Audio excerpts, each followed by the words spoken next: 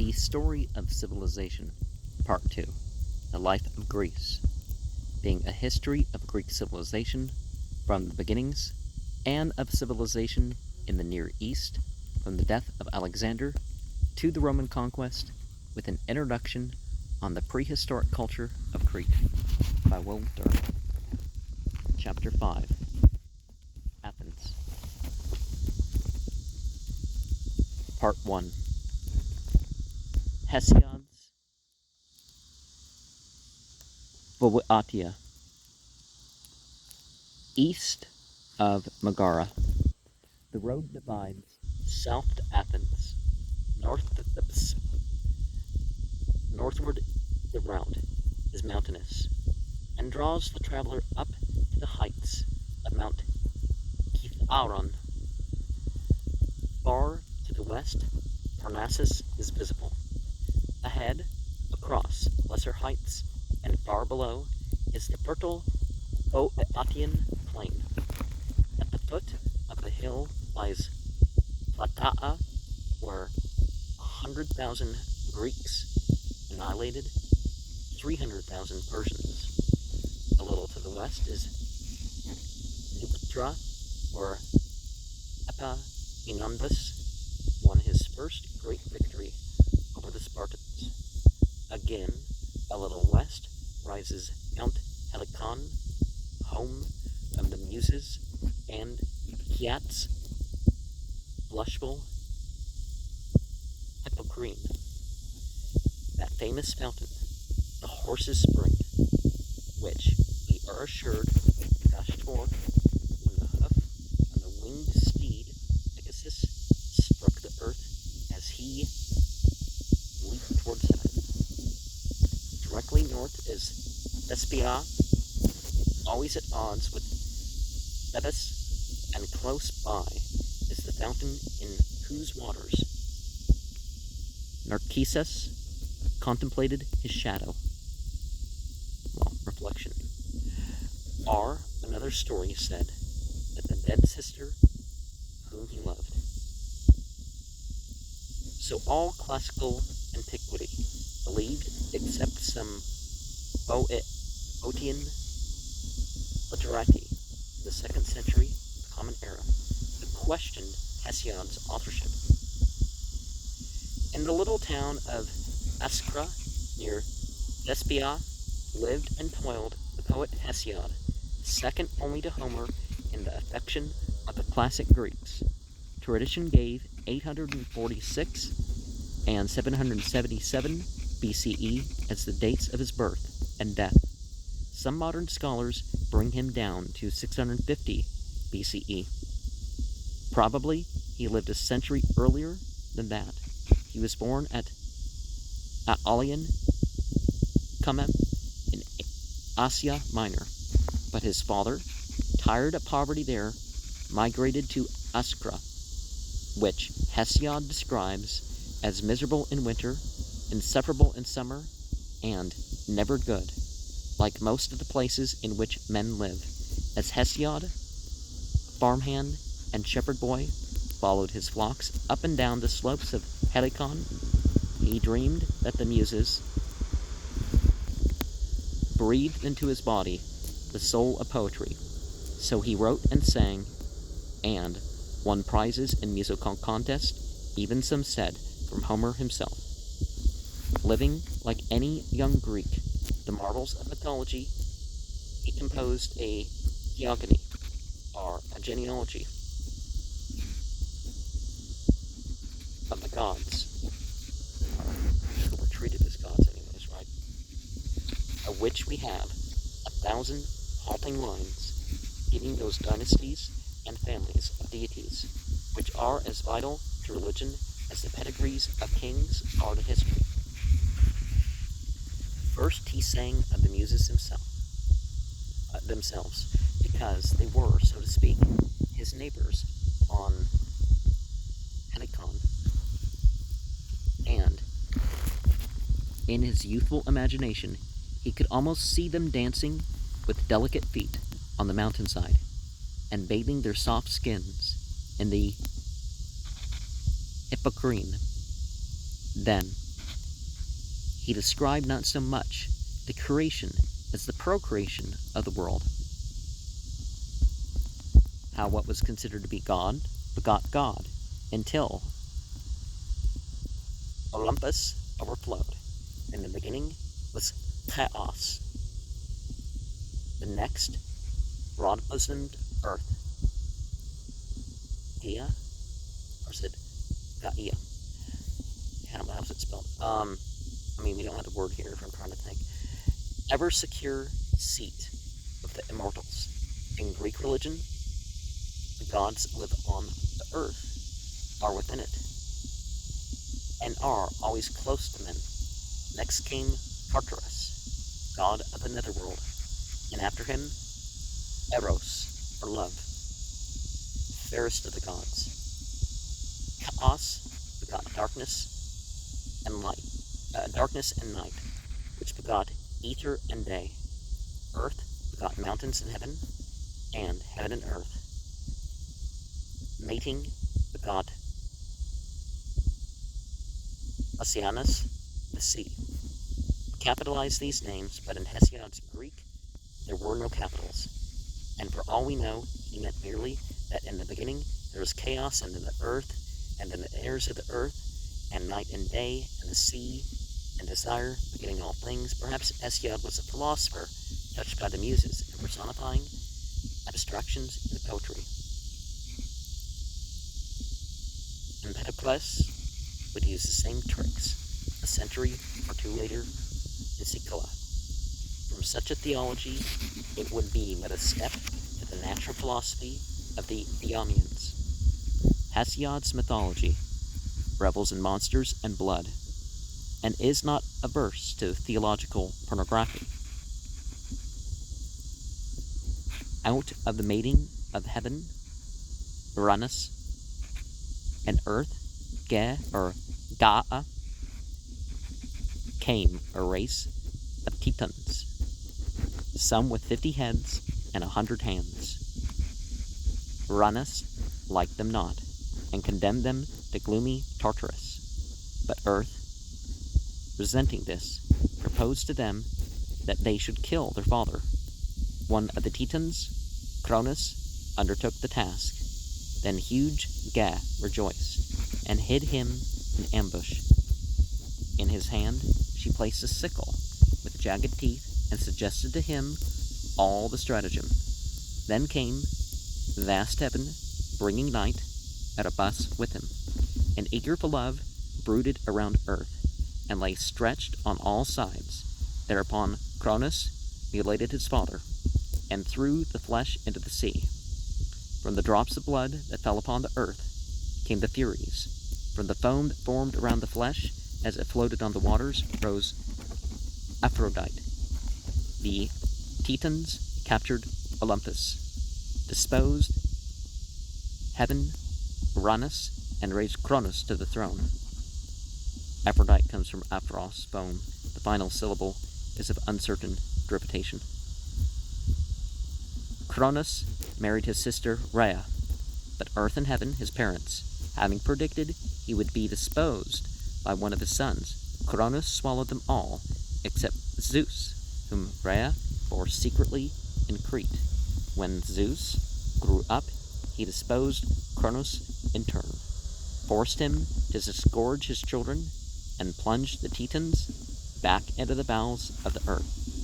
Such, according to Hesiod, were the births and ways of the gods. Now, we see some of this carried over in Kabbalah, right? The order, as you go down the tree, Saturn, Jupiter, Mars, Sun, Venus, Mercury, Moon, conveyed in that way. And actually, some of the myths that you see Kabbalistically actually kind of connect to this more than just the placement of the planets from our perception. Here, too, is the tale of Prometheus, far-seer and fire-bringer. Here, in tedious abundance, are some of the divine adulteries that enabled so many Greeks, like Mayflower Americans, to trace their pedigrees to the gods. One would never have guessed that adultery could be so dull. We do not know how far these myths were the popular outgrowth of a primitive and almost savage culture, and how far they are due to Hesiod. Few of them are mentioned in the healthy pages of Homer. It is possible that some measure of the disrepute into which these tales brought the Olympians in days of philosophical criticism and moral development is to be ascribed to the gloomy fancy of Asper's bard, or perhaps there's just differing traditions. A lot of what we see labeled as polytheism, in particular, it's not. There's not just one opinion of one thing that we have. Sometimes we only have one thing remaining, and we think that a culture was all monotheist or all polytheist. In the only poem universally conceded to Hesiod, he descends from Olympus to the plains, and writes a vigorous Georgic of the farmer's life. The works and days takes the form of a long reproof and counsel to the poet's brother Perseus, who is so strangely pictured that he may be only a literary device. Now will I speak to thee with good intent, thou exceeding foolish Perseus. This Perseus, we are told, has cheated Hesiod of Hesiod's inheritance. And now the poet, in the first of known sermons on the dignity of labor, tells him how much wiser honesty and toil are than vice and luxurious ease. Now, not being of certain lineage is sometimes important to the message, or, the people taking in the message of a prophet of old, because they, there's no revenge in trying to take back the family's birthright that was taken a couple generations back or whatever. Behold,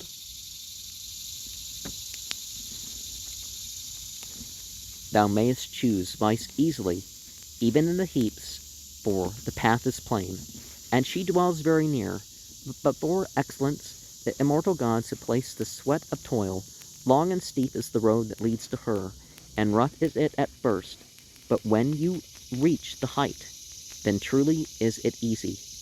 Though so hard before, so the poet lays down rules for diligent husbandry, and the proper days for plowing, planting, and reaping, in rough saws that Virgil would polish into perfect verse. He warns Perseus against drinking heavily in summer or dressing lightly in winter.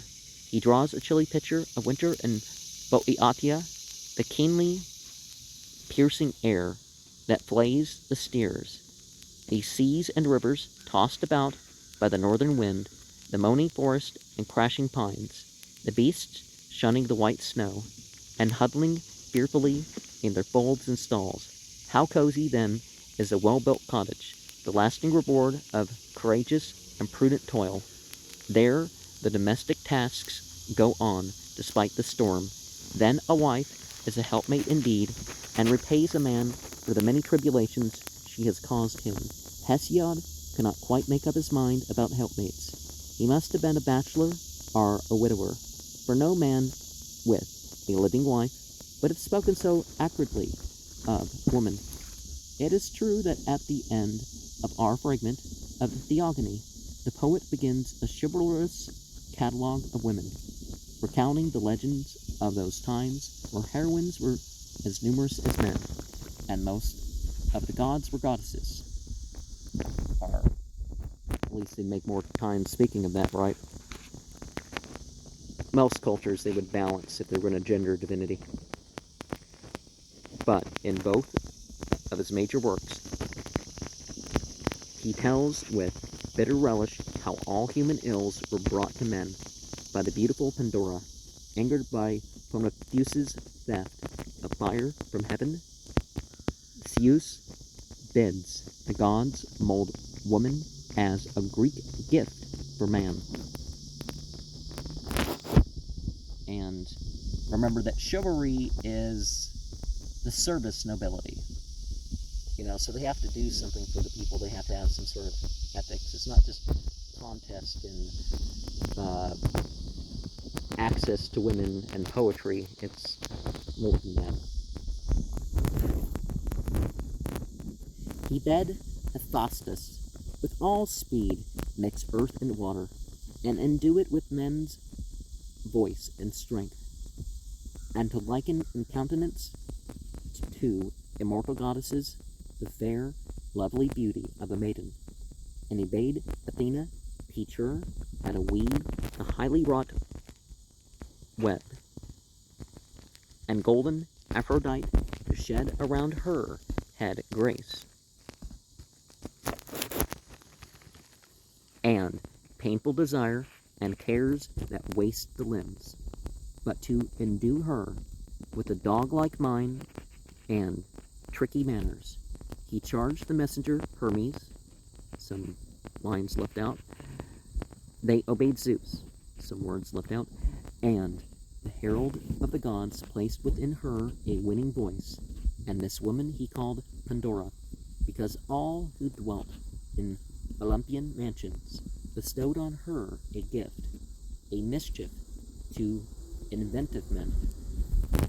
Zeus presents Pandora to Epimetheus, who, though he has been warned by his brother Prometheus not to accept gifts from the gods, feels that he may yield to beauty this once.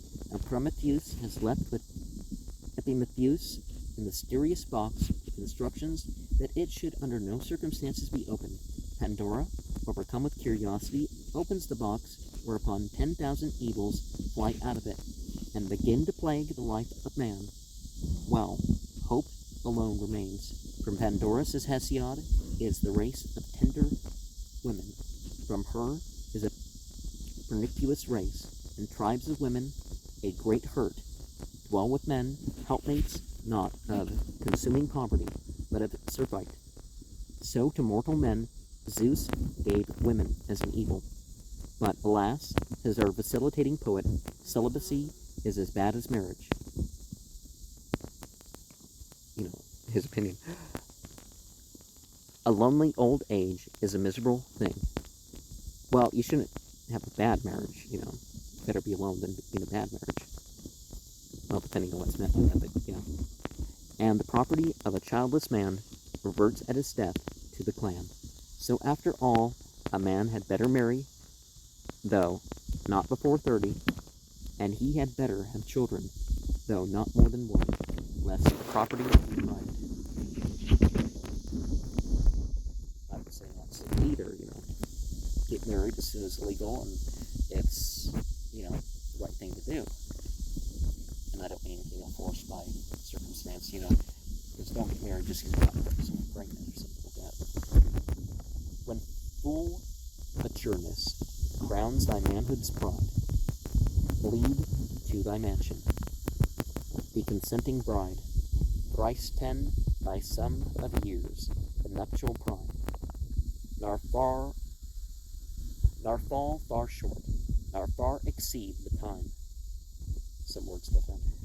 A virgin choose, that morals chaste, impressed by this wise love, may stamp her yielding breast. Some known and neighboring damsel be thy prize, and wary bend around thy cautious eyes, lest by a choice imprudent thou be found the merry mock of all the dwellers round.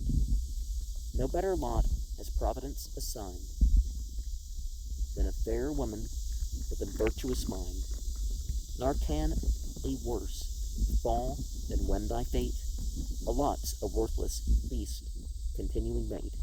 She with no touch of mere material flame shall burn to tinder thy care wasted frame, shall send afire thy vigorous bones within, and age unripe and bloom of years begin. So, marry for character reasons primarily. There may be some physical or mental requirements, but character first.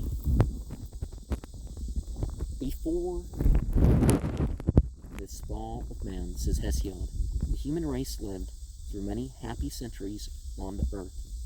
First, the gods in the days of Cronus, Virgil's Saturnia Regna, had made a golden race of men, who were themselves as gods, living without toil or care. Of its own accord, the earth bore ample food for them, and nourished their rich flocks. They spent many a day in joyous festival, never aged, and when at last death came to them, it was like a painless and dreamless sleep. But then the gods, with divine whimsicality, made a silver race, far inferior to the first. These individuals took a century to grow up, lived through a brief maturity of suffering, and died. Zeus made then a brazen race, men with limbs and weapons and houses of brass, who fought so many wars with one another that black death seized them, and they quitted the bright sunlight. Zeus tried again and made the heroic race, which fought tempest and true. When these men died, they dwelt with carefree spirit in the isles of the blessed. Last and worst came the iron race, mean and corrupt, poor and disorderly, toiling by day and wretched by night. Sons dishonoring parents, impious and stingy to the gods, lazy and fictitious, warring among themselves, taking and giving bribes, distrusting and maligning one another, and grinding the faces of the poor. Would, cries Hesiod, that I had not been born in this age, but either before or after it. Soon he hopes Zeus will bury this iron race under the earth. Such is the theology of history, with which Hesiod explains the poverty and injustice of his time. These ills he knew by sight and touch. But the past, which the poets had filled with heroes and gods, must have been nobler and lovelier than this. Surely men had not always been as poor and harassed and petty as the peasants, whom he knew in Boeotia. He has not realized how deeply the faults of his class enter into his own outlook, how narrow and earthly, almost commercial, are his views of life and labor, women and men. What a fall this is from the picture of human affairs in home, as a scene of crime and terror, but also of grandeur and nobility. Homer was a poet, and knew that one touch of beauty redeems a multitude of sins. Well, I mean, if you really go upon what's good. Hesiod was a peasant who grudged the cost of the wife and grumbled at the impudence of women who dared to sit at the same table with their husbands. Hesiod, with rough candor, shows us the ugly basement of early Greek society, the hard poverty of serfs and small farmers, upon whose toil rested all the splendor and war sport of the aristocracy. And the kings, Homer sang of heroes and princes for lords and ladies. Hesiod knew no princes, but sang his lays of common men, and pitched his tune accordingly. In his verses we hear the rumblings of those peasant revolts that would produce in Attica the reforms of Solon and the dictatorship of Pisistratus. History doesn't know anything of Hesiod's death. If there's an update to this, comment. Especially try to let me know a source for this. Legend tells us how at the age of 80 he seduced the maiden Clemena, how her brother killed him and threw his body into the sea. See how Clemene, or Clemene, okay, born is how people can normally say that. I don't know the Greek letters, so, I mean, I can read Greek, but we don't have that here. Boeotia's son, the lyrical poet Stesichorus, who, however, was born in Sicla.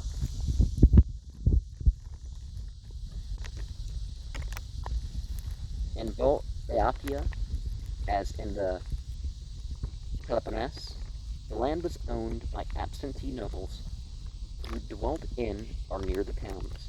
The most prosperous of the cities were built around Lake Copias, now dry but once supplying a complex system of irrigation tunnels and canals.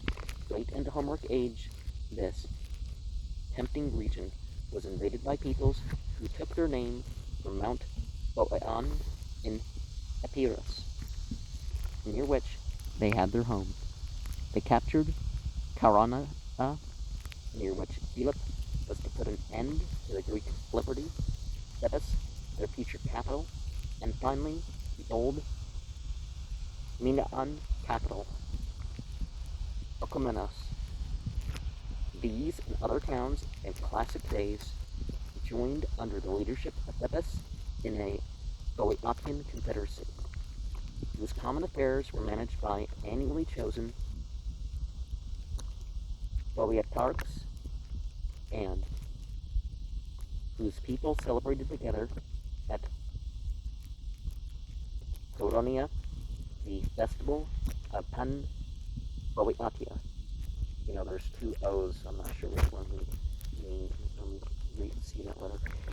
It was custom of the Athenians to laugh at the Boeotians as dull-witted and to attribute this obtuseness to heavy eating in a moist and foggy climate.